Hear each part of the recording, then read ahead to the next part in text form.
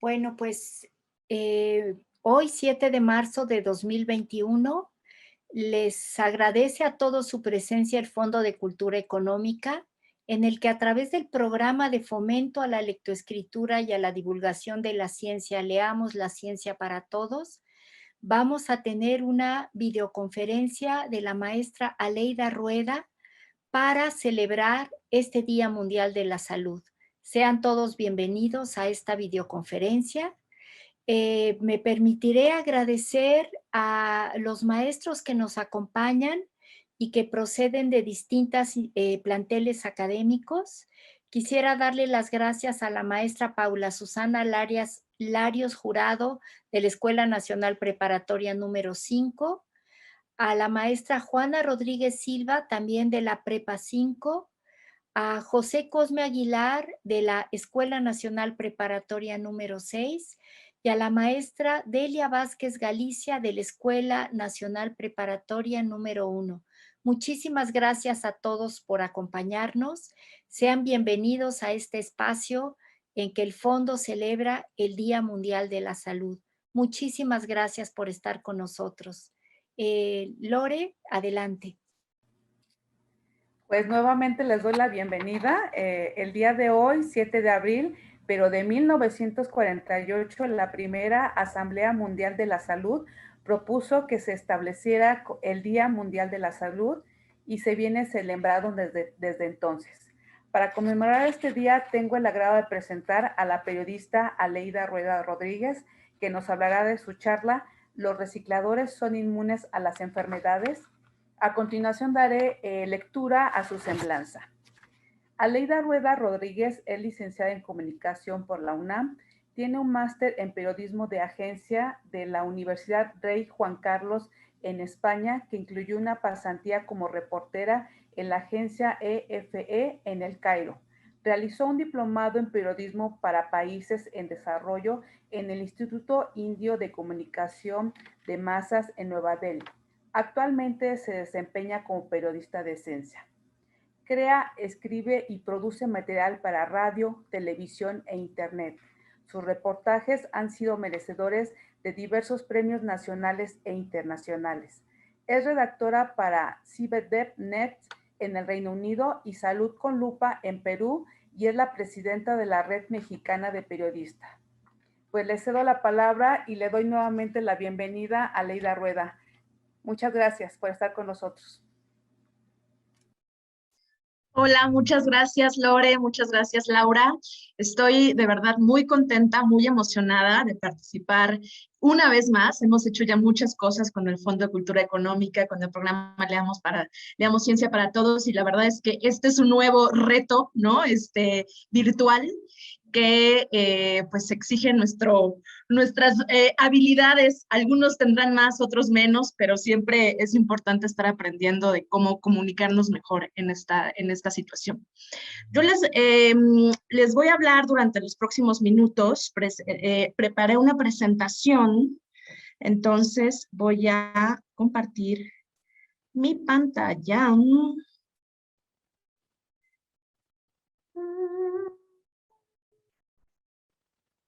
Permítame tantito porque no encuentro la opción que me habían dicho que iba a encontrar. Primero comparta usted su pantalla, maestra. Primero la comparto. Okay. Y después ya aparecen las opciones. Perfecto, gracias. Aquí estamos. Entonces están los tres estos y high names of annotator, disable annotation of other systems. Perfecto. Vale, pues entonces voy a poner la opción de presentación. Es una presentación en línea, entonces espero que no nos falle el internet. Perfecto. Bueno, pues primero, como ustedes ya escucharon en mi semblanza, yo no soy especialista en epidemiología ni nada por el estilo, yo soy periodista. Toda mi vida, o la mayor parte de ella, dedicada a comunicar temas de ciencia y temas de salud. Entonces, lo que les voy a contar ahora es producto de mis dudas como ciudadana, como las que tendría cualquier persona en este diálogo, en este evento, como también mi trabajo como periodista, haciendo investigación, leyendo artículos científicos, preguntándole a científicos, leyendo libros, etcétera. ¿Ok? Entonces, probablemente habrá algunas dudas que yo no les pueda resolver, pero quizás el mismo diálogo, la misma creatividad en pensar preguntas que no han sido respondidas aún, creo que ya es un ejercicio que podemos hacer todos como ciudadanía. Entonces, para empezar, yo quisiera preguntarles, y de verdad les quiero preguntar, a ver si alguien me puede contestar en el chat. Somos más de 300 personas conectadas ahora en el chat. No sé cuántas seremos en Facebook Live, pero les quiero hacer una pregunta.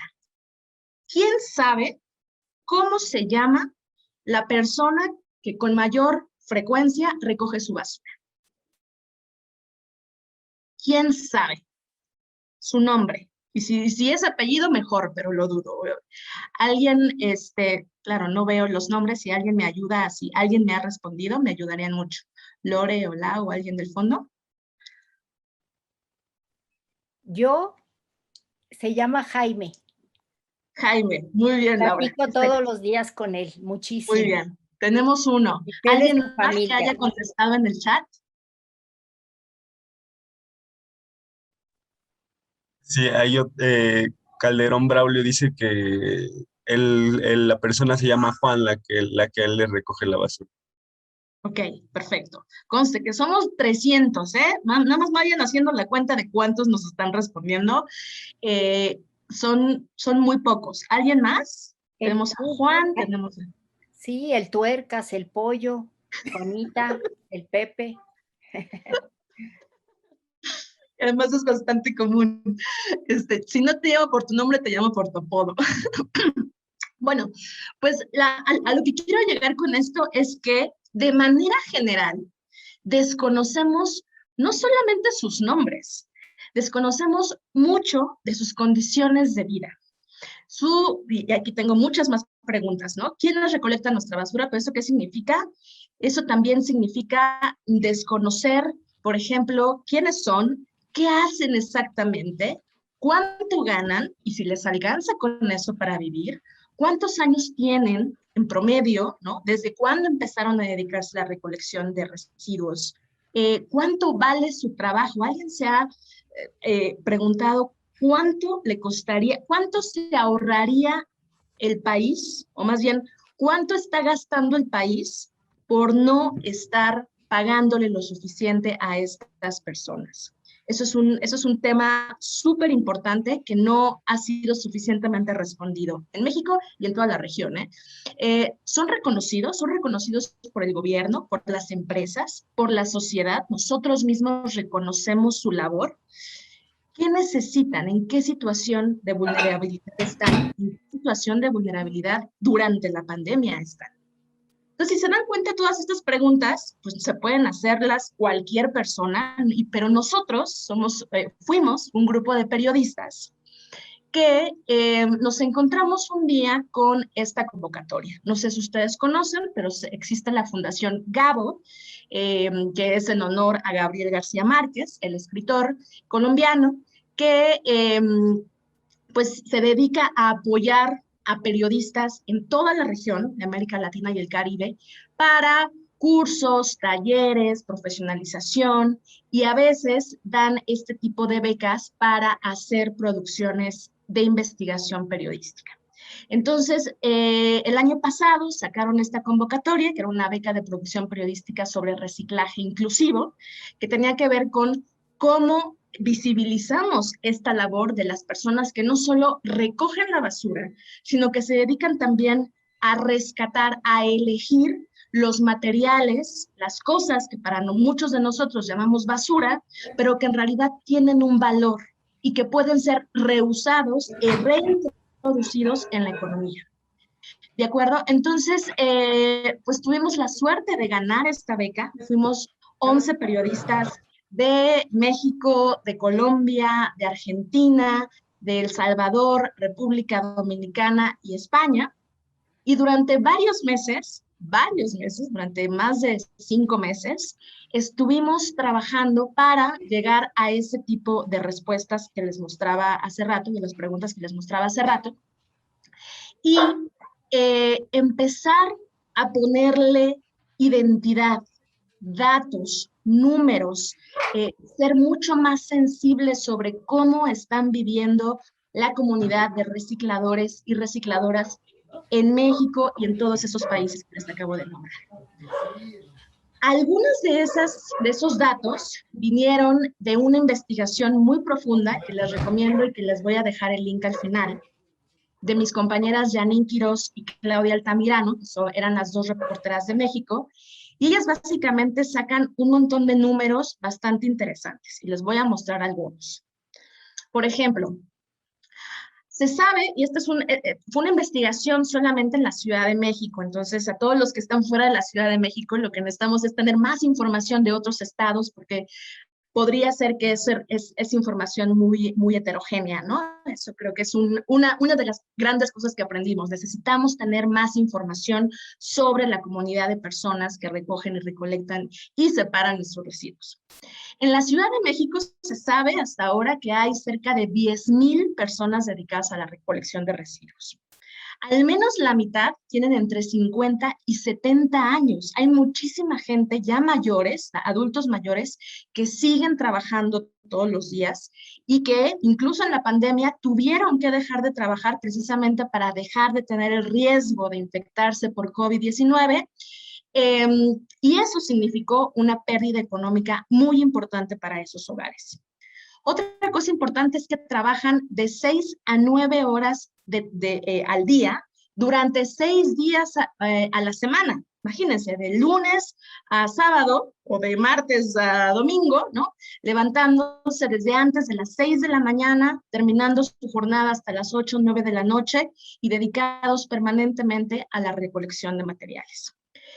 ¿Qué es lo que reciben de nosotros? La mayoría de los ciudadanos, bueno, no todos, ahorita vamos a ver, pero los ciudadanos que les dan propina, les dan alrededor de 3 a 5 pesos. Y no sé si ustedes saben, pero ellos, la mayoría, los que son trabajadores informales, recolectores informales, no tienen un salario, no reciben absolutamente nada por parte del gobierno. Entonces, lo que ganan, que aquí ya lo puse, son entre 200 y 300 pesos diarios. Eso lo ganan de las propinas que reciben por parte de la ciudadanía y también de lo que logran vender, ya sea vidrio, papel, aluminio, cartón, ¿no? De lo que pueden sacar un poquito más y entonces con eso completan su ingreso diario. Por supuesto, estos 200 a 300 pesos diarios no son suficientes para poder tener una vida digna.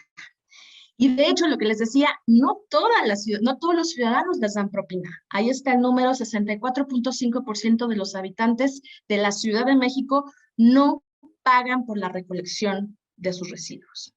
Y esto es muy importante porque, si se dan cuenta en los siguientes números, hacen un trabajo muy importante. Nosotros, cada ciudadano de la capital, generamos 1.4 kilos de basura al día. Ustedes imagínense, no sé cómo lo podamos visualizar, 1,5 kilos de tortillas, ¿no? 1,5 kilos de frijoles, y que eso lo acumulemos día tras día tras día, y eso es solamente una persona. Ahora imaginen, súmanles a sus papás, a sus hermanos, la cantidad de residuos que estamos generando. Todo eso, de manera general, se va a los rellenos sanitarios, ¿no? En donde se pueden enterrar o quemar, etcétera. Pero estos trabajadores, las personas que rescatan estos materiales que pueden tener una vida útil, impiden que lleguen a estos rellenos sanitarios 1,803 toneladas de residuos al día. O sea, gracias a ellos, esta cantidad de toneladas no está llegando a los residuos sanitarios.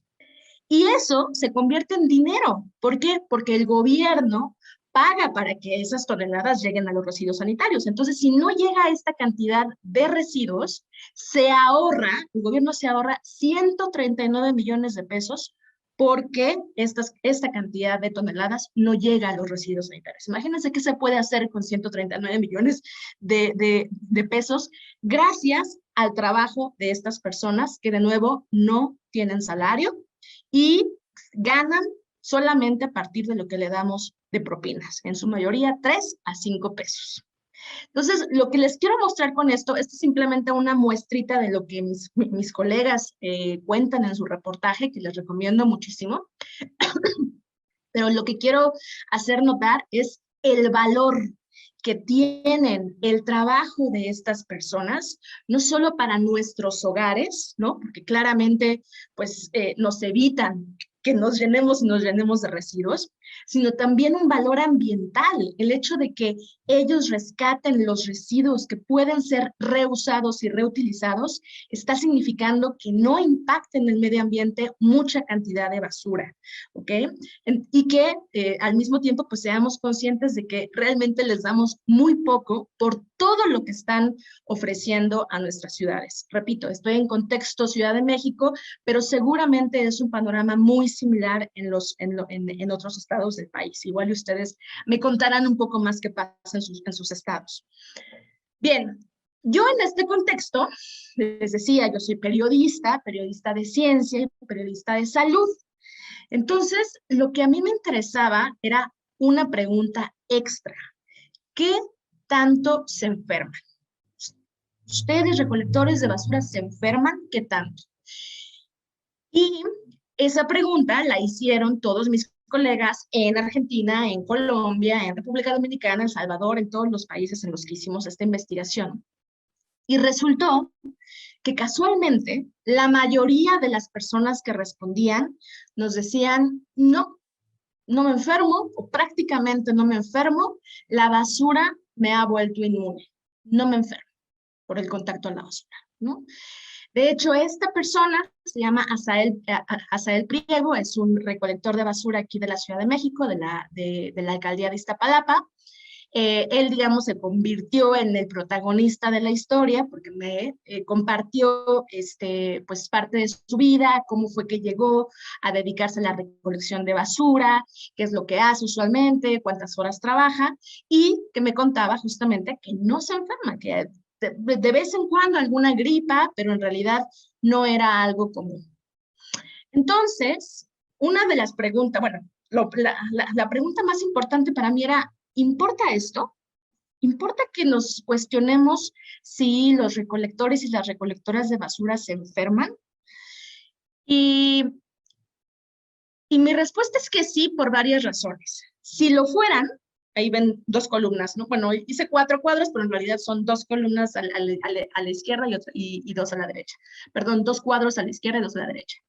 Si lo son, ¿no deberíamos aprender qué ocurre en su sistema inmune? ¿Cuál es el proceso fisiológico que hace que los recicladores sean inmunes? Sería increíble, ¿no? Aprender eso. ¿Qué tal si hasta podemos replicar esa inmunidad de cierta forma, como se replican las condiciones de la formación de la vida, ¿no? O cómo se generó el planeta, así como se replican esos fenómenos. ¿Se podría replicar la inmunidad de los recicladores si es que la tuvieran? Si lo fueran, entonces surgirían también más preguntas. ¿Serían inmunes a todas las enfermedades o solamente a algunas? ¿Desde cuándo? ¿Desde que tienen el primer contacto con la basura? ¿Después de que cumplen 1 año, 2, 3? ¿Después de que tienen contacto con ciertos materiales en vez de otros? ¿Y esta inmunidad sería para siempre? Cuando dejan de dedicarse a los residuos, ya no la tienen, o sea, se quita después de cierto tiempo, o sea, ¿cuánto dura?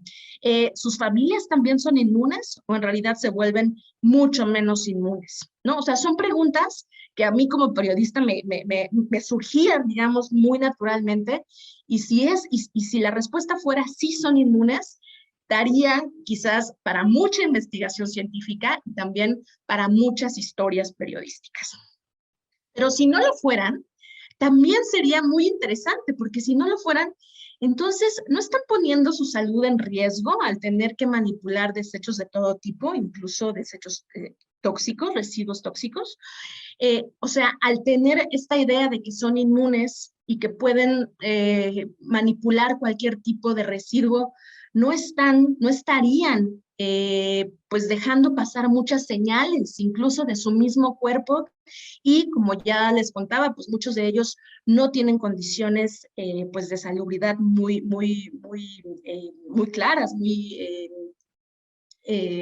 importantes, y muchos de ellos tampoco tienen acceso a los servicios de salud. Entonces, posiblemente, creyéndose inmunes, están dejando pasar muchas señales de su cuerpo que podrían delatar alguna enfermedad y no están siendo conscientes de ello. Entonces, eso sería un problema, ¿no? Si no lo son, también creo que es un problema de todos, no es nada más de ellos. No deberíamos estar exigiendo políticas y protocolos y equipos de seguridad, porque si estas personas faltan, ya les dije cuántos kilos de basura estamos generando en la ciudad, ¿no? Cada uno. Si estas personas faltan, no solamente significa, hay un impacto para nosotros y para nuestros hogares, hay un impacto para el medio ambiente, hay un impacto económico porque se tiene que invertir para hacer esa recolección o simplemente para pagar por esas toneladas que llegan a los rellenos sanitarios, ¿no? Entonces, es una comunidad que nos da un servicio a todos y todas, y en esa medida tendríamos que estar preguntándonos, si no son inmunes, entonces, ¿cómo hacemos para protegerlos? Porque de ellos depende también nuestro bienestar, ¿no? Entonces, lo que yo hice fue básicamente buscar respuestas. Yo quería buscar respuestas, y usualmente como periodista lo que hacemos es, periodistas de ciencia y de salud, vamos a leer artículos y vamos a hablar con especialistas. Entonces, en esta búsqueda, lo primero que encontré cuando investigaba el tema, e incluso cuando le preguntaba a algunas personas dedicadas a la epidemiología, siempre salían con esta cuestión de la teoría de la higiene. Les decía, oye, ¿tú crees que los recolectores o las recolectoras de basura podrían ser inmunes a las enfermedades? Y su respuesta pues puede ser, porque existe la teoría de la higiene. La teoría de la higiene la propuso un epidemiólogo del Reino Unido, se llamaba David Strachan. En 1989 saca un artículo, y él básicamente lo que dice es, estar en contacto con microorganismos que circulan de manera habitual desde edades tempranas puede ayudar a prevenir el desarrollo de enfermedades alérgicas y asma. ¿Esto qué significa? Que entre más niño, entre más chiquitos, convivamos con gérmenes, con algunos microorganismos, eso puede ayudar a tener una cierta protección ante ellos, y cuando crezcamos no generemos tantas enfermedades.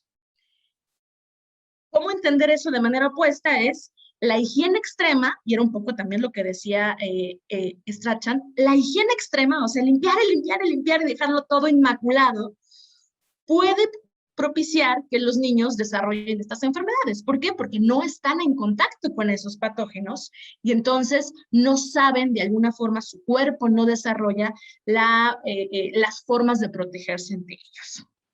Entonces, esto es interesante porque parte de una observación que hizo Strachan. Él observó, y se refería a la cuestión de las alergias y el asma, él observó que en las familias más grandes, donde había más hermanos o hermanas mayores, había menos incidencia de alergias y de asma, mientras que en las familias más chicas había más enfermedades. Y él lo que decía era, bueno, es que al tener tantos hermanos o hermanas, o al tener tanta pues familia conviviendo permanentemente, hay más posibilidad de que se encuentren con microorganismos, con patógenos, que convivan, que se tiren al parque, que jueguen, que estén permanentemente en contacto, y entonces la protección, digamos, se la pasan los hermanos mayores a los menores, de manera que los menores ya cuando están creciendo, pues ya estuvieron en contacto con muchos microorganismos, y cuando crecen tienen menos posibilidad de estar enfermos. En cambio, en familias pequeñas donde no existe esta interacción con hermanos mayores, la posibilidad de que se enfermen pues es mayor. Entonces, eso es lo que decía Strachan. Esto es una teoría, quiere decir que no necesariamente todos los epidemiólogos están convencidos de que esto exista, aunque hay mucha evidencia al respecto, ¿no? Entonces, esta fue una de las primeras respuestas que tuve por parte de los especialistas. Puede que sí, porque existe esta teoría. Ahora, no solamente era la teoría de la higiene, hay varios experimentos con animales. No sé si se alcanza a ver esto porque estoy tapándolo yo solita. Por ejemplo, ay, eso no fue. Cuando en un artículo científico describen este experimento, ¿no? Entonces meten a ratas en un ambiente limpio, muy limpio, ¿no? Como les decía, así, inmaculado, ¿no? Y otro grupo de ratas las meten en un ambiente normal. O sea, que no tiene ningún tipo de cuidado extremo en cuanto a la limpieza. Y lo que encuentran es que en el ambiente limpio hay más incidencia de diabetes 1, que no se sabe muy bien la causa todavía, pero sí se sabe que puede tener una relación con los cambios en el ambiente. Entonces, lo que dicen es, probablemente hay una relación entre este tipo de interacción con el ambiente que les propicia cierta protección porque estuvieron en contacto con algún organismo que las protegió, ¿no? Que desarrolló una respuesta inmune que las protegió. Y por otro lado, pues en el ambiente normal, las ratas al final terminaron teniendo menos incidencia de diabetes. Entonces, esto es bien interesante porque ya es como unas señales, ¿no? O sea, no hay una investigación tal cual sobre recicladores y recicladoras, pero hay señales que se ha hecho aquí, que se ha hecho allá, que se ha hecho con animales. Hay otro experimento, hay varios, aunque yo incluí solamente estos, en donde meten a ratones, esta vez con larvas de gusano, a interactuar también, ¿no? En un espacio donde no existen estas larvas y en otros espacios donde existen estas larvas, y también ahí encuentran más incidencia de dermatitis en los ratones, en los ratones que estaban en un ambiente sin las larvas, y menos incidencia de dermatitis en los ratones que convivieron con las larvas. Entonces, lo que nos decían los especialistas es, en realidad hay señales de que en los animales esto puede estar sucediendo, que en la medida en que convivas con ciertos patógenos, de alguna forma se genera una respuesta por parte del sistema inmune. Ahora, lo más interesante yo creo que surgió en los últimos años, a partir de los años del 2000, empieza a generarse un montón de investigación sobre algo conocido como microbiota. Entonces, no sé si ustedes han escuchado algo al respecto, pero es básicamente el conjunto de microorganismos, bacterias sobre todo, que están en nuestro intestino. Entonces, ustedes pueden ver ahí la imagen, no sé si yo mismita la estoy tapando, pero bueno, tenemos ciertas bacterias, de hecho, de un lado dice good bacteria y del otro lado es bad bacteria, que las buenas bacterias básicamente nos ayudan a muchísimas cosas. Se ha encontrado hasta que tienen que ver con la imposibilidad de que se genere obesidad, problemas neurológicos, pero también tienen algo muy importante, que es que hacen, digamos, detonan una respuesta por parte del sistema inmune ante patógenos externos que puedan generar alguna enfermedad. Entonces, ya hay mucha investigación, o sea, es relativamente nuevo. Este es un tema de investigación que apenas está surgiendo en el mundo hoy en día y que los mismos especialistas están intentando entender cuál es la relación entre las bacterias de nuestro intestino con la forma en la que nos desarrollamos, nos enfermamos, nos alimentamos, dormimos bien o no, tenemos problemas de concentración o no. O sea, hay toda un menú de posibilidades sobre las implicaciones que tiene la microbiota y el microbioma, que sería todas las bacterias de todo nuestro organismo, en nuestra salud, en nuestro bienestar. Y lo que nos decía uno de los especialistas es que básicamente importan mucho las bacterias buenas, porque gracias a ellas podemos generar una mayor fortaleza de nuestro sistema inmune. Entonces, ¿qué pasa? Si desde muy pequeños o desde cierta edad estamos en contacto con ciertos patógenos, estas bacterias, digamos, se entrenan, de hecho así lo llamaban, ¿no? Se entrenan para que el sistema inmune responda ante estos patógenos, ¿no? Y sin embargo, si no estamos en contacto con ellos, pues de alguna forma no desarrollamos esta protección, ¿no? Es como si no tengo un enemigo enfrente, pues ¿por qué me voy a defender? ¿O por qué voy a desarrollar herramientas para defenderme? Entonces, la consecuencia de eso era que el sistema inmune se debilita si no está, perdón, aquí me confundí, es una arriba y otra abajo.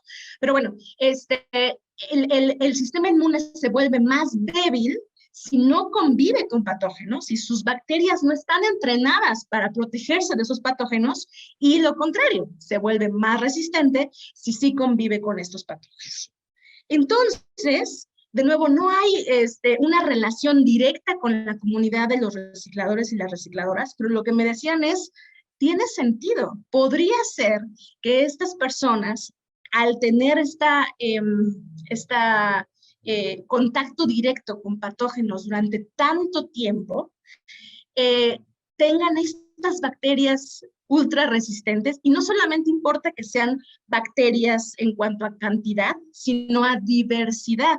Entre más diversidad de bacterias tenemos en el intestino, mayor resistencia pueden tener a las enfermedades, ¿no? Entonces, decían ellos, probablemente los recicladores y las recicladoras tienen más bacterias y más diversidad en sus bacterias que hacen que su sistema inmune sea mucho más fuerte que las personas que no estamos en contacto directo con las enfermedades. Digo, con los microorganismos. Entonces, para terminar un poco, para ir cerrando, entonces, pues ahí están un poco perdidas. Entonces, ¿son inmunes o no? Y la respuesta, que es algo que pasa muchísimo en la ciencia y que tenemos que ser muy conscientes, abrazar esto, es aún no lo sabemos. No se sabe. ¿Por qué no se sabe? Porque no se tienen suficientes estudios que sí se estén en los que sí se analice el estado de salud de los recolectores. Les decía desde el inicio, no sabemos ni siquiera cuántos hay en el país. No sabemos qué tipo de enfermedades tienen, independientemente de que ellos digan que no se enferman con frecuencia, probablemente hay señales que están ocultas o que ellos mismos no les dan la importancia, y entonces no sabemos si eso puede ser una señal de enfermedad. Pero eso no existe, esa información no existe como tal en México. Entonces es muy difícil que los epidemiólogos puedan saber si esas enfermedades están conectadas o no con un tipo de resistencia de su sistema inmune. Y lo que dicen es que para hacerlo se necesitan estudios. Ahora ya sabemos que podrían tener una relación las bacterias de nuestro intestino. Entonces, una forma de saberlo es analizando las bacterias de los recicladores, qué tipo de bacterias tienen, si tienen cierta diversidad o no, compararla con otras personas que no se dedican al reciclaje de basura, y entonces ahí entender de qué forma su microbiota está determinando o no su resistencia a las enfermedades. Entonces, una de las grandes conclusiones de los mismos especialistas fue cómo no nos hemos puesto a analizar a esta población. Así como descubrimos en toda la investigación periodística que la comunidad de recicladores es invisible, invisible para el gobierno, invisible para las empresas, que además se benefician de ellas, ¿no? de la labor de los recicladores, invisible para la sociedad, para muchos de nosotros que ni siquiera sabemos sus nombres, también ha sido invisible para la ciencia, para la investigación. Entonces, creo que una de las cosas que los mismos especialistas se dieron cuenta fue la necesidad de crear estos estudios. y llegar a una conclusión de si lo son o no lo son.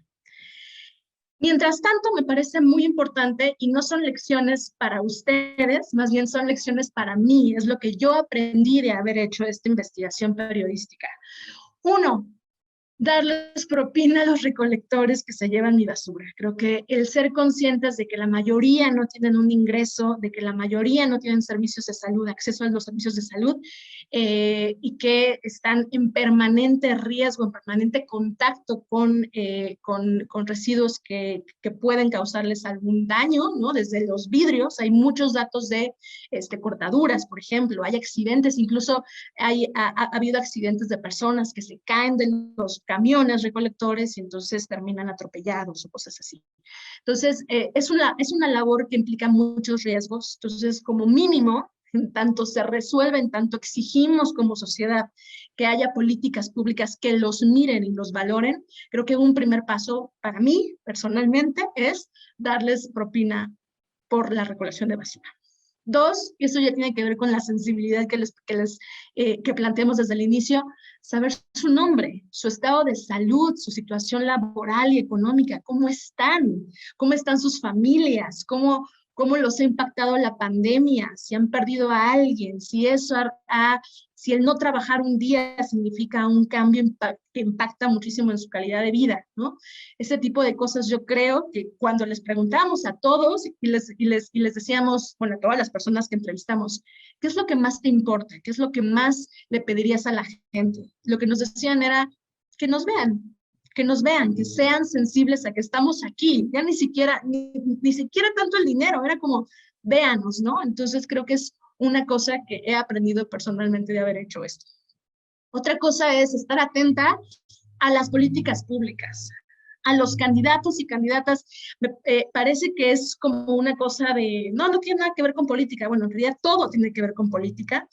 Y no estoy hablando ni de partidos políticos ni de nada, estoy hablando simplemente de que tendría que ser un tema en la agenda pública, tendría que ser un tema que se discuta como parte de los debates en cuanto a si quieren ser o no diputados, senadores, si quieren ser regidores, las personas de la ciudad, ¿no? Autoridades de la ciudad, gobierno de la ciudad, ¿qué están proponiendo para mejorar las condiciones de las personas que nos ayudan y ayudan a toda la ciudad a la recolección y el rescate de residuos sólidos, de residuos que puedan servir todavía? Entonces creo que es algo que nos toca como ciudadanía y a mí personalmente me parece que es algo que he aprendido bastante. Ser mucho más consciente de mi consumo y de mi generación de residuos. O sea, ellos mismos decían, está muy bien que puedan separarlos, pero es que es muchísimo. Estamos generando muchísimos residuos. Ustedes seguramente se darán cuenta con la pandemia que tiramos cubrebocas, que tiramos jeringas, que tiramos guantes, ¿no? Y eso significa un riesgo. De hecho, Asael, la persona que estuve entrevistando para este reportaje, me decía, ya se les ha dicho que no nos avisen si hay un enfermo de COVID en casa, avísenos cuando nos den las bolsas de basura para nosotros tener nuestras precauciones. Y no nos avisan. Entonces me parece algo tan simple, tan sencillo que podríamos hacer como ciudadanía, que no lo estamos haciendo y que estamos poniendo en riesgo su bienestar y sus condiciones de salud. Eso por un lado. Y por otro, pues ser muchos más conscientes de lo que estamos consumiendo, porque los residuos no se generan nada más porque sí, se generan porque consumimos. Elegimos bien, estamos prefiriendo elegir productos que tienen menos empaques a otros, nos damos cuenta de cómo se están generando esos empaques, de dónde vienen, cómo se hacen, si se pueden reciclar o no.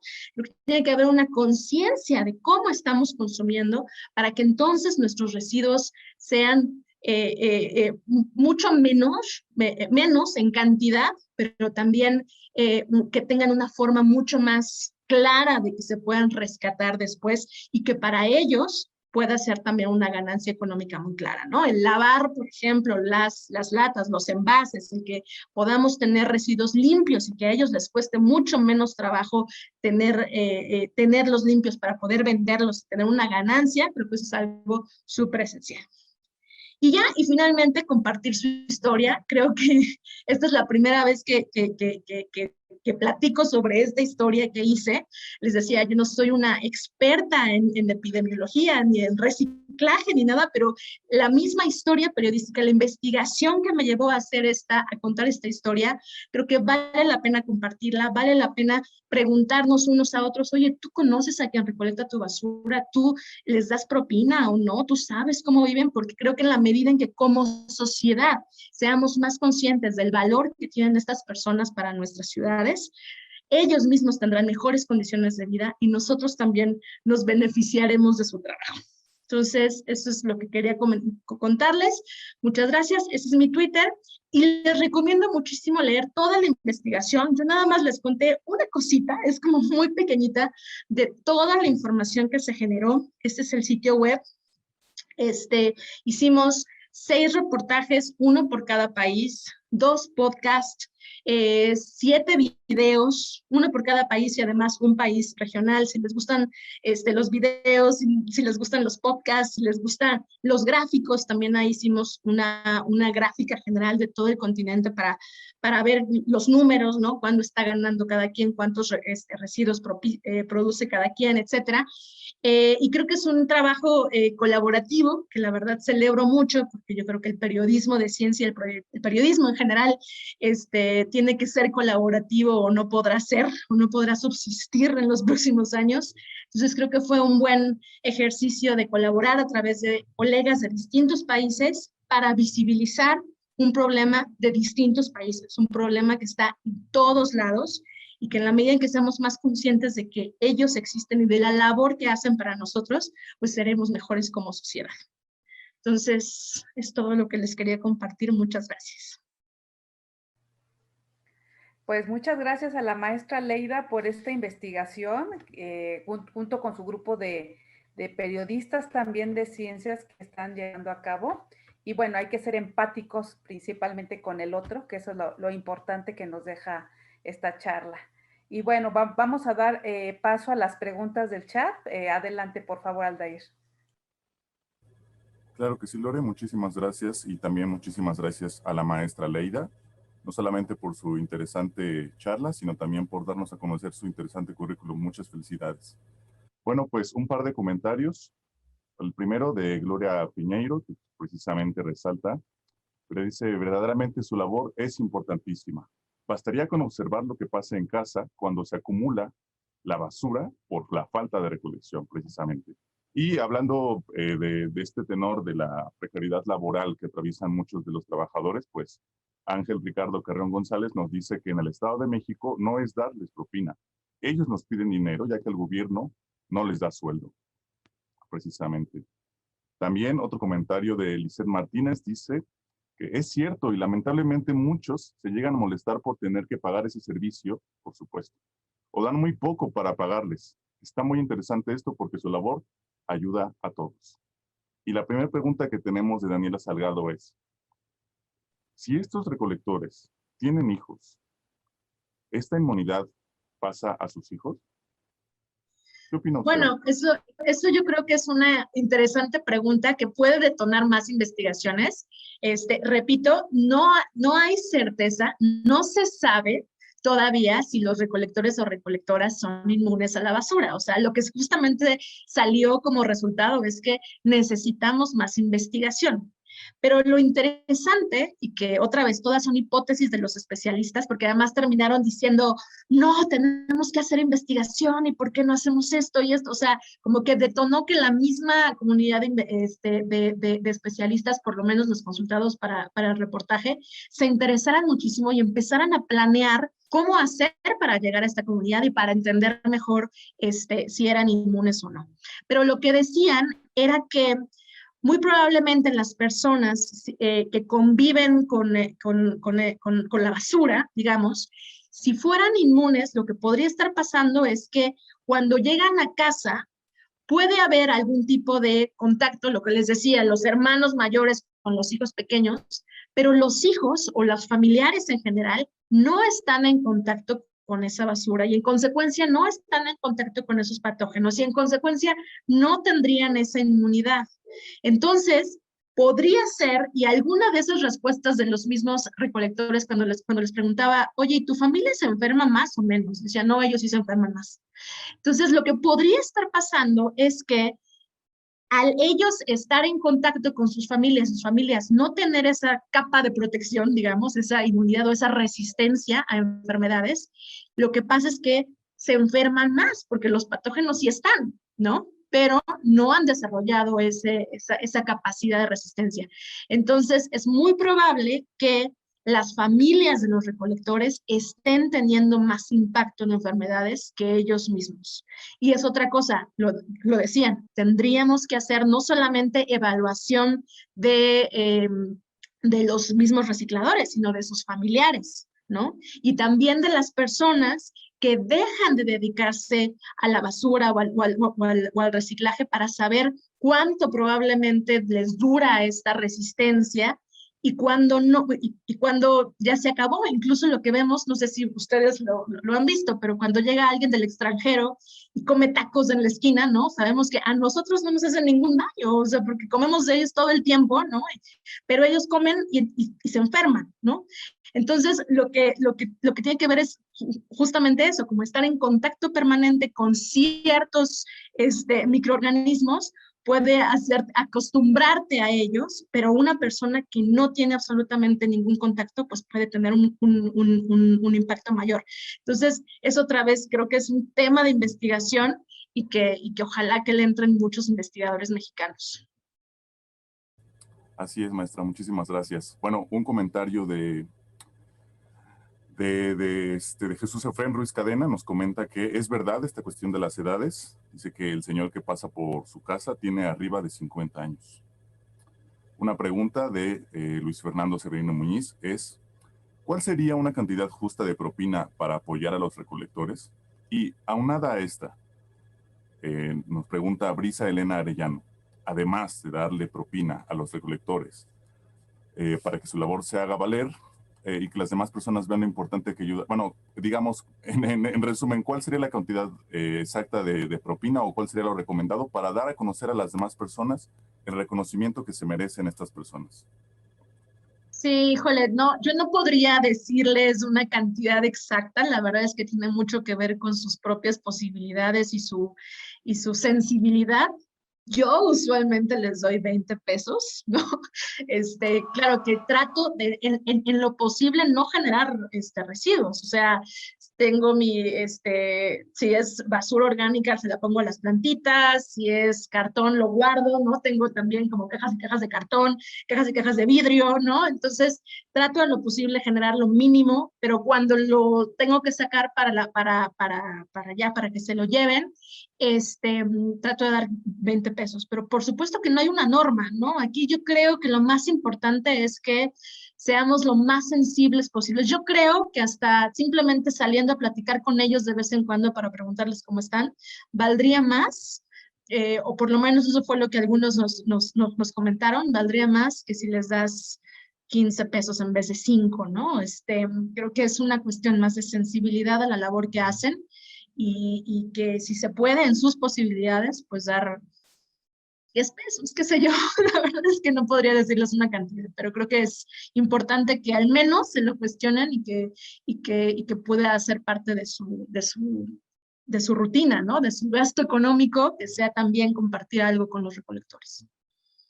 Exactamente, compartir, exactamente. Otra pregunta muy interesante de Gloria Piñero es, ¿cómo saber cuál es la microbiota mínima necesaria para favorecer el sistema inmunológico? Eso es muy interesante también. Muy interesante, yo creo que esa es justo de las preguntas que yo no podría contestar, porque no, como les decía, no tengo una formación para esto. Lo que sí es que insistiría en, no solamente en cuanto a cantidades importantes, sino la diversidad es muy importante. Pueden ser pocas, pero si son diversas, es ya una señal de que puedes tener un mejor sistema inmune, un sistema inmune más resistente a las enfermedades. De hecho, se han hecho algunos estudios que tienen que ver con la diversidad que analizan la diversidad de bacterias y la incidencia de obesidad en los niños y de incluso algunos problemas problemas neurológicos. Entonces, mientras menos diversidad tengan los niños, mayor, posibilidad de que desarrollen obesidad conforme van creciendo. Y esto también es muy importante, el tema de los antibióticos. Cuando se les dan demasiados antibióticos a los niños, lo que hacen los antibióticos, cuando no son necesarios, porque además ocurre con demasiada frecuencia que tomamos demasiados antibióticos o les damos a los niños demasiados antibióticos sin que lo necesiten, lo que hacen los antibióticos es justamente impactar en la cantidad y diversidad de bacterias que tienen. Entonces, esto hace que en vez de ayudarlos, más bien se vuelvan menos resistentes a las enfermedades. Y eso sí, hay cada vez más estudios, ¿no? De que analizan cuánto se enferman los niños y qué tantos antibióticos recibieron de más chiquitos, sobre todo en el primer año. Y resulta que sí, que si te dieron más antibióticos en tu primer año de vida, es más probable que seas más menos resistente a las enfermedades, ¿no? Entonces, no sé, creo que es como justo lo de las bacterias en nuestro intestino es el tipo de temas que vamos a estar escuchando muchísimo en los próximos años. A mí no me sorprendería que saliera investigación sobre la microbiota y COVID, ¿no? Quienes se enferman de COVID o quienes desarrollan enfermedad grave tienen una microbiota menos diversa, por ejemplo. Yo creo que ese tipo de estudios los vamos a ver muy pronto porque es un elemento importantísimo. O sea, nadie se hubiera esperado que la mayor parte de nuestra salud estuviera conectada con las bacterias de nuestro intestino. Sí, así es, doctor. Perdón, así es, maestra Rueda. Pues precisamente hablando de esto, Liliana Martínez Torres nos comparte que pues desafortunadamente en su comunidad hubo varios casos de COVID y que lamentablemente 2 recolectores fallecieron. Y por otra parte, en contraste, Fernanda Paola Vázquez Rodríguez nos comenta que pues ella creció en un lugar un poquito similar a donde trabajan estas personas y dice que ella casi no se enferma y que tampoco su hermana y que incluso ha convivido con pacientes de COVID. Así es que precisamente como usted comenta, pues aún no se sabe muy bien, se requieren muchos estudios y pues tenemos casos diversos. Pero en fin, siguiendo con las preguntas. Flores Cruz, Emily Joana pregunta, si se realizaran los estudios pertinentes a estas personas para comprobar si tuvieran inmunidad, ¿existiría, desde su perspectiva, alguna forma de hacerla pasar a otras personas esta inmunidad? Ese es otro tipo de preguntas que no me siento capaz de responder. Yo creo que más bien sería entender justamente cómo es que se genera esa inmunidad. O sea, una cosa es que sepamos que es por el contacto de patógenos, y otra cosa es entender exactamente qué sucede dentro de nuestro intestino, qué bacterias son las que detonan la respuesta inmune, qué tipo de proceso fisiológico ocurre entre la bacteria y la célula y los anticuerpos, ¿no? O sea, esas preguntas que yo creo que hasta ahora no se han respondido porque todavía no hay suficiente investigación. Una vez que se entienda eso, creo que podría ser, como parte de la ciencia, es replicarlo, ¿no? Experimentar de forma que nos permitamos entender mejor y hacerlo, digamos, a partir de nuestra propia creatividad, o sea, el ser humano, los científicos, hacerlo en experimentos para saber si es realmente acertadas nuestras hipótesis. Pero eso sería, creo, a nivel experimental y faltarán muchísimos años para ver algo mucho más desarrollado, ¿no? Pero tampoco lo niego, o sea, ¿quién hubiera pensado que estaríamos ahorita teniendo GPS, hablando en una computadora, ¿no? Como los supersónicos cuando estábamos pequeños, o sea, este tipo de tecnología no era inimaginable hace mucho tiempo. Entonces, si ahorita me dicen, bueno, pues en 20 años se podrá meter un chip y tener la inmunidad que tienen los recicladores, o que podrían tener los recicladores, porque insisto, no lo sabemos aún, pues puede ser, pero creo que para eso se necesita mucha ciencia y tiempo. Sí, totalmente de acuerdo.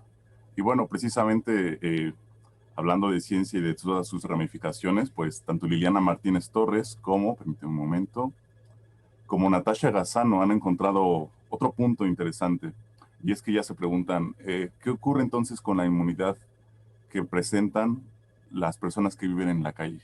¿Usted cree que tengan una relación con lo que estamos viendo? Yo creo que sí, pero...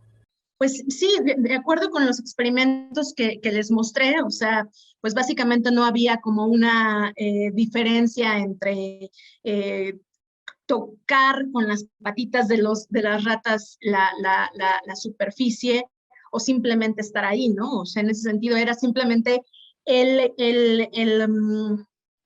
ambiente. ¿Es normal o es demasiado limpio? Y en ese sentido lo que decían es, los individuos, las ratas, los ratones en este caso, que están en ambientes más puros o más extremadamente limpios, pueden tener mayor incidencia de enfermedades. Entonces, si lo llevamos eso, esto es extrapolación total, no quiere decir que se haya investigado ni nada, pero si llevamos ese tipo de ejemplos a condiciones humanas en las que una persona de la calle está en permanente contacto con patógenos, polvo, contaminación, ruido, qué sé yo, agua contaminada, eso es algo muy importante también en la comunidad de recicladores, ¿no? El no contar con agua potable y estar en permanente, o sea, tomar y limpiarte con agua contaminada también es un efecto más de que pudieran estar más en contacto con patógenos. Entonces, en las personas de la calle, imagino que pueden ser las mismas condiciones, aunque si no se han investigado a los recicladores, imagino que mucho menos se han hecho estudios sobre personas de la calle, pero creo que puede ser no solamente una buena idea para hacer ciencia, sino para hacer investigaciones periodísticas. Me lo llevo de tarea. Yo creo que todos, maestra. Bueno, me comentan que también hay personas que están conectadas a través de nuestro Facebook Live y que también están interesadas en realizar preguntas. Y si es que yo les doy la palabra a mi compañera Adriana Mis. Adelante. Muchas gracias, Aldair. Bueno, sí, tuvimos mucho éxito en nuestro Facebook Live. Y bueno, aparte de muchas felicitaciones que le mandan por su excelente presentación y obviamente están como es un tema muy controversial, ¿no? Ya están ahí llevando discusiones. Y una de las preguntas que nos hace Carmen Agüero dice, ¿qué tan posible es entonces que sí sean inmunes los recolectores? Me encantaría responder eso. La respuesta es, de verdad, no sabemos. O sea,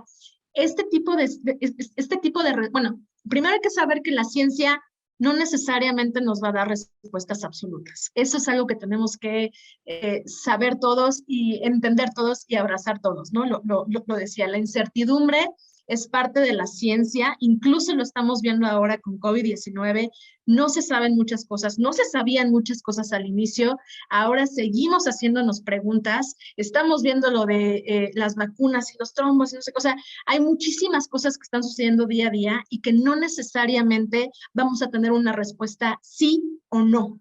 Puede ser una respuesta sí parcialmente, sí en algunas personas, sí, pero para ciertas enfermedades, para otras no, sí, pero simplemente por cierto tiempo, ¿no? Entonces, yo más bien quisiera invitarlos a no pensar en sí o no, sino más bien pensar en qué tanto podría pasar y en qué circunstancias. Y eso es justo lo que no se sabe en tanto no se puedan hacer estudios específicos en esta población. Entonces, pues, sí, no quisiera que sea como una frustración el no tener respuestas, porque el no tener respuestas absolutas, simplemente sentir que la ciencia es un proceso cambiante y como tal nos va a estar dando respuestas en la medida en que se estudien a las poblaciones mejor, ¿no? Y que las respuestas tampoco van a ser un sí o no, van a ser esto es lo que se sabe hasta ahora. Puede ser muy poquito, pero con eso creo que es mejor saber un poquito a no saber nada.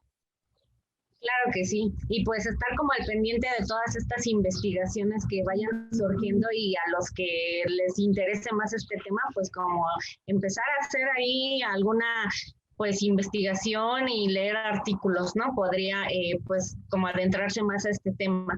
Y también les recuerdo lo del reportaje, que ahí también, digo, no tiene nada que ver con la inmunidad, pero sí es un poco para que se den la idea de las condiciones de vida en general de los recicladores en todos estos países, ¿no? O sea, que sea como una primera puerta de entrada para conocer sus condiciones de vida y que vean que es una, digamos, es una generalidad, no solamente sucede en México. De acuerdo. Irlanda Martínez, igual de nuestro Facebook Live, pregunta, bueno, más bien dice, pregunta si se sabe cuáles son las medidas sanitarias que llevan a cabo los recolectores de basura en nuestro país. Sí, ese es un temazo también porque es muy variable, o sea, en realidad las respuestas fueron bastante poco claras porque para muchos, por ejemplo, no les daban uniformes, ¿no? No tenían guantes, incluso lo de los guantes era un asunto, porque decían, nos dan guantes, pero estamos manipulando latas o vidrio, y entonces esos guantes se nos rompen, ¿no? Entonces como que no nos sirven de mucho, se gasta dinero, pero en realidad no nos están sirviendo y además estamos generando basura, ¿no? Entonces es como, hay que pensar también qué tipo de equipo de bioseguridad es el ideal para su trabajo, ¿no? Entonces, en general, no había ningún tipo de información extra de autoprotección o de cómo cuidarse más. O sea, lo más que ocurrió fue que las personas mayores, y como ya vimos, hay muchos en la Ciudad de México trabajando como recolectores, pues no salían, ¿no?, a las calles por pues la sana distancia y quédate en casa y todo esto, lo que a largo plazo pues significó un impacto en sus economías. Pero en realidad hay muy poca información sobre medidas específicas para ellos, y ellos mismos lo decían, o sea, no tenemos información y no tenemos muchas formas para protegernos. Porque en realidad, no sé si ustedes lo han visto, pero al menos con los que yo había convivido en mi colonia, ni siquiera usan el cubrebocas, ¿no? Porque están todo el tiempo o en la calle, en contacto con, pues no sé, es como demasiado trabajo bajo el sol y todo eso, y el cubrebocas hasta les molestaba. Entonces es complicado, digamos, decir, bueno, es que no usan las medidas, no usan sus cubrebocas, porque también creo que es necesario entender la forma de trabajo que hacen, ¿no? Y que quizás tendríamos que más bien pensar en qué otras formas, medidas específicas para ellos tendrían que estar llevándose a cabo. Muchas gracias, maestra. Hay un profesor, el profesor Artemio, que quiere que le abramos su micrófono porque quiere directamente hacerle una pregunta. Entonces, Antonio, ¿nos apoyas, porfis? Sí, ya estoy, que quiere contribuir sobre cómo hacer el procesamiento de basura. sí, ya nada más que desbloquee su micrófono y ya puede participar. No sé si siga por aquí el profesor. Perfecto. ¿Escuchan? De acuerdo, adelante, por favor. Muy buenas tardes a todos, todas. Miren, para mí la basura no es basura. Para mí la basura es materia prima para la industria. De hecho, el papel, el cartón, el vidrio, el plástico es la materia prima para hacer fibras sintéticas, de la cual se puede hacer ropa sintética. En China utilizan mucho el plástico para hacer ropa sintética. El plástico se puede procesar. El problema es primeramente molerlo.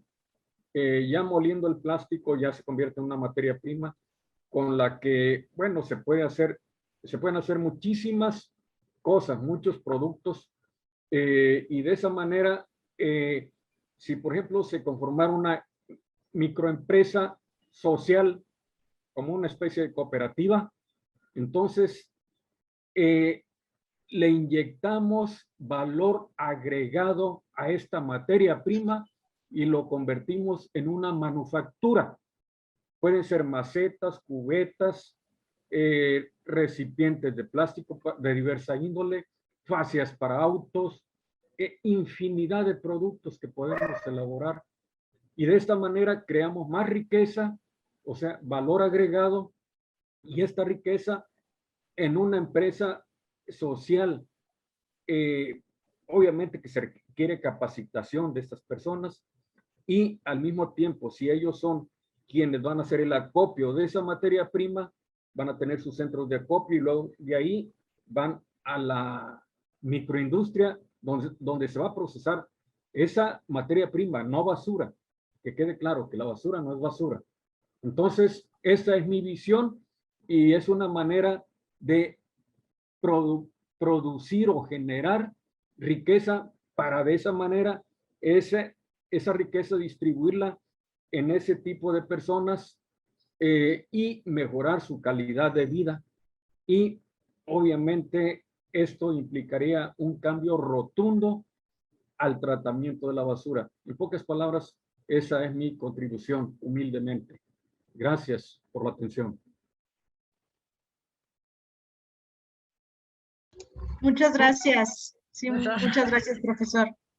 Creo que sí es elemental. Creo que si dejamos de ver la basura como basura y empezamos a ver el valor que tienen nuestros residuos, probablemente hasta podríamos estar generando menos, ¿no? Porque nosotros mismos podríamos darles ya un tratamiento para sacar un provecho también. Sí, totalmente de acuerdo. Hay otra persona, bueno, hay una persona que está levantando la mano, Joel Roque, ¿quieres decir algo? No sé si... Está apagado su micrófono, por favor, por si lo gusta encender.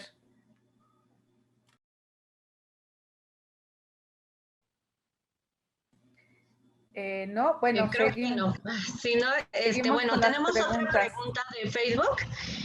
Óscar André González Zúñiga nos dice, ¿qué pasaría si dejamos de hacer las actividades en relación a la higiene personal? ¿Qué podríamos tener algún tipo de inmunidad? Bueno, yo creo que eso es una apuesta y es un riesgo, imagínense. O sea, si dejamos de tener cierta higiene básica, podría ser incluso al contrario, podría propiciar mayor contacto con patógenos.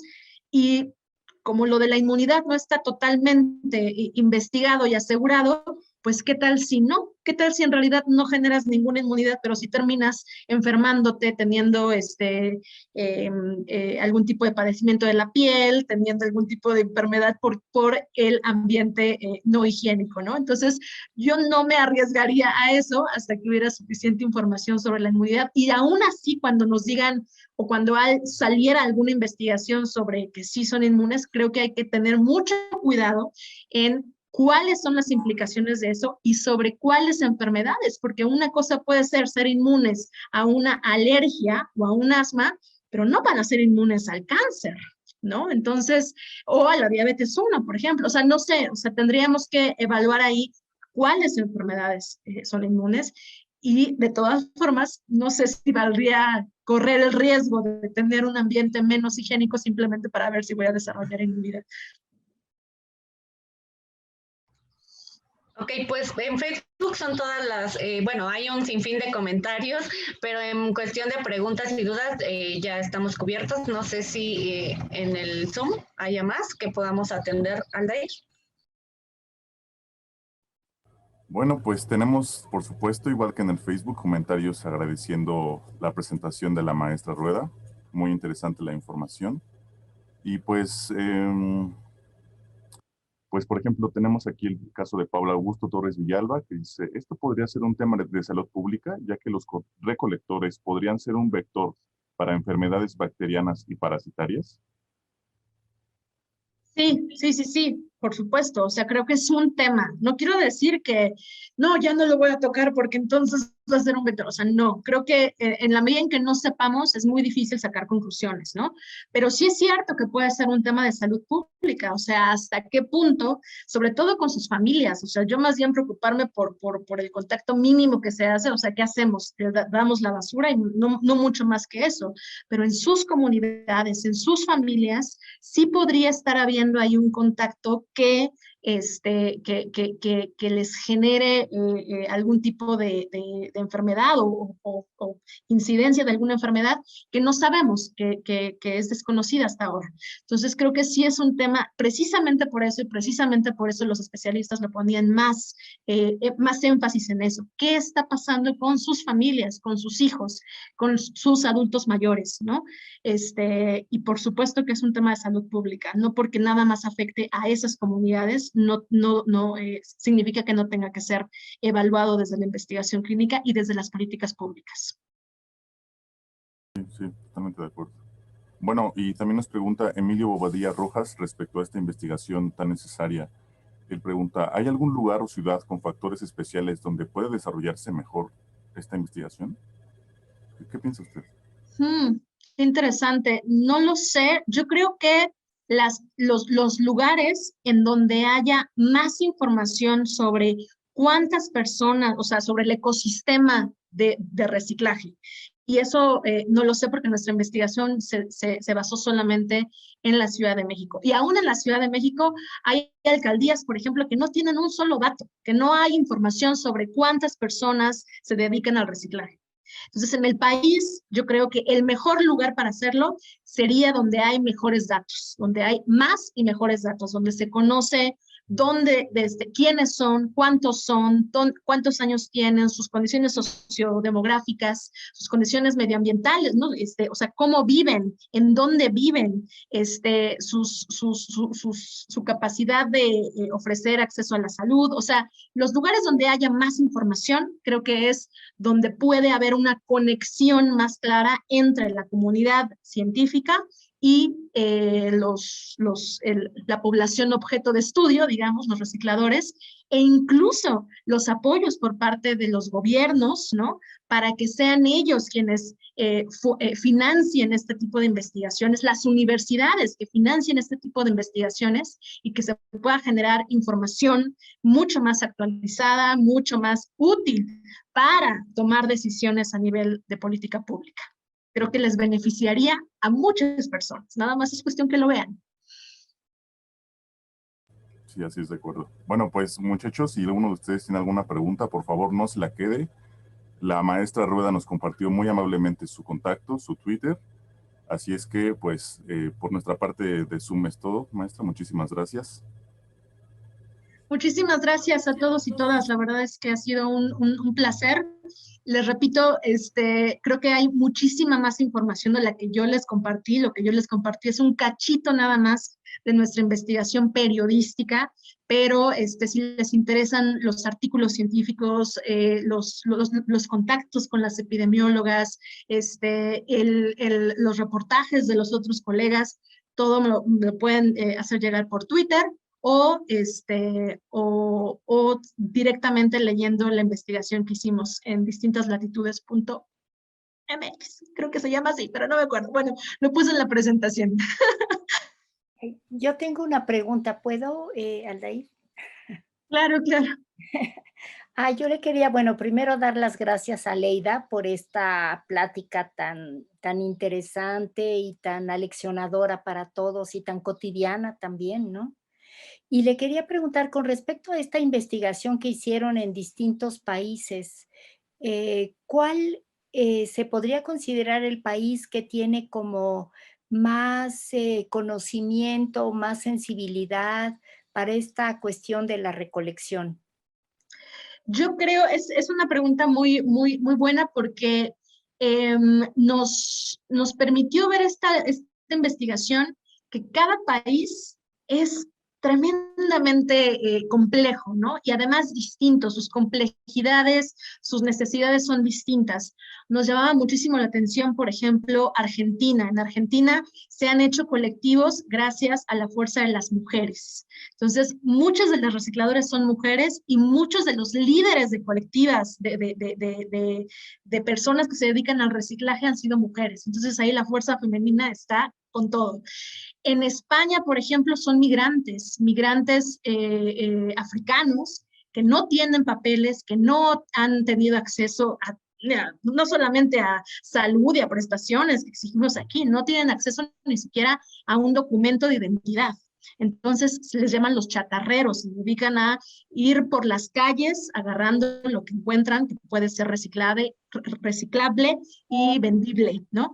En Colombia, que es ya para responder tu pregunta, Laura, en Colombia yo diría que es el país en donde hay mucha más terreno ganado por la lucha de los recicladores. O sea, ellos mismos dicen, a nosotros no nos han dado nada, no ha sido un regalo, no ha sido un beneficio por parte del gobierno, ha sido una lucha legal por reconocimiento a estas comunidades de recicladores para que ellos tengan derecho a usar, vender, rescatar y vender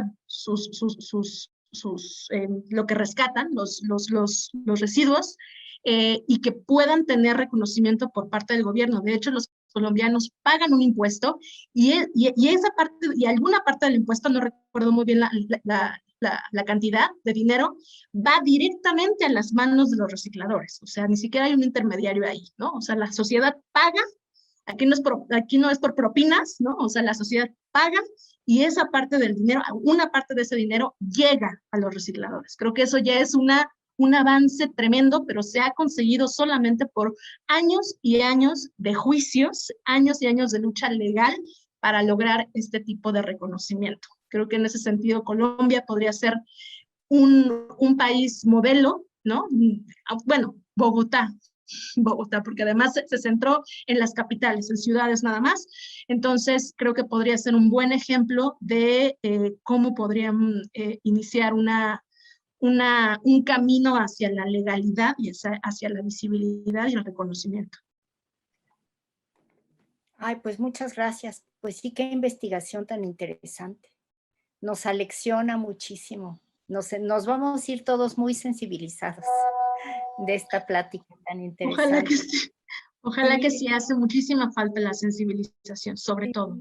Y esto, aparte, la manera en la que iniciaste fue sensacional, porque sí pues no sé cuántos realmente convivamos con ellos, ¿no? Yo por mi parte, pues como diario salgo y con Jaime platico mis primeros minutos de la mañana, es mi interlocutor cotidiano, pues lo conozco muy bien. Y esta es una calle en donde todos lo conocen y es súper valorado, ¿no? Pero su horario de trabajo no es de 9 horas, es de 12 o más.